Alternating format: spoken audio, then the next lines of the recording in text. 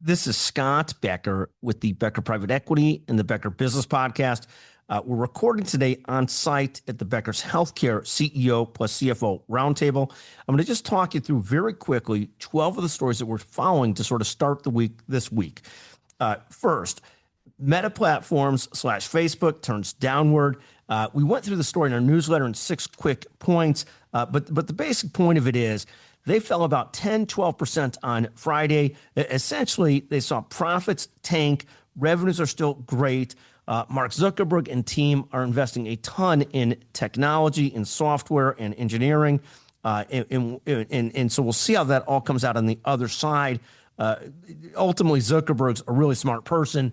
He'll be able to dial in the spending at some point to make sure Facebook stays really efficient and really profitable is my expectation. Second, Amazon bounced back. Amazon had just a tremendous quarter. They were up about 10% on Friday. They're up again a few percent today. They're now up more than 12% year to date. For the year, they've largely been the laggard of the Magnificent Seven. Now they're bouncing back tremendously. Third, private equity keeps struggling. We did a story this morning about the Carlyle Group, one of the largest private equity funds. They are still finding that even though they got $474 billion in assets, their profits and revenues are down, is just less exits and less deploying of capital. Fourth, this concept of artificial intelligence and rigor.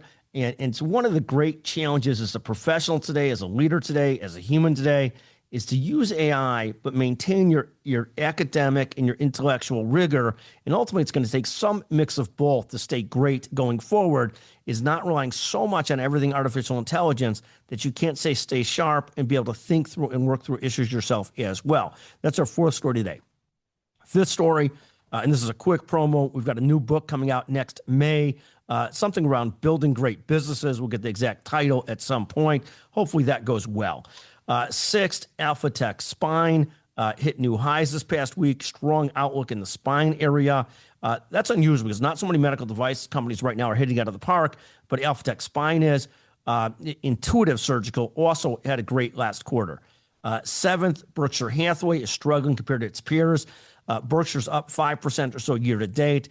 It's sitting on an enormous amount of cash, and Warren Buffett is close to retiring, so we're watching that. Eighth, Chipotle is down now nearly 47% year to date, a huge reversal of fortune since they lost their CEO, Brian Niccol.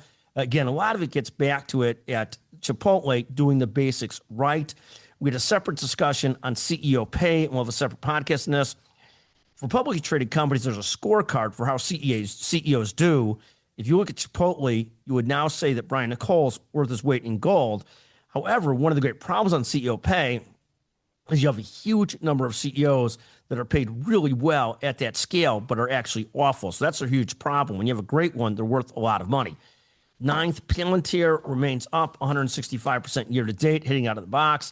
It's one of the few stocks I'm invested in directly that's actually doing well. So God bless Palantir.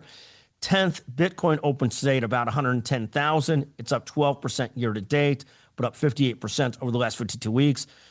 Finally, 11th, the Becker's Healthcare Conference, as I said, kicks off today. In addition to great CEO leaders speaking, we've got Caitlin Clark, Jack Nicklaus, Patrick Ewing, and Wayne Gretzky. Should be a lot of fun.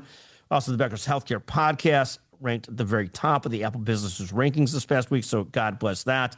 Finally, 12th, I'll just point this out for a second, that between sort of this guy, Mondami, who's running in New York, and Nick Fuentes, who's all over the airways, who's just all over the airways as sort of a neo-Nazi, between Mondami on the left and Fuentes on the right, it's a very challenging world, and I'm hoping that the great vast middle is still out there and that there really is a vast middle between these two lunatics.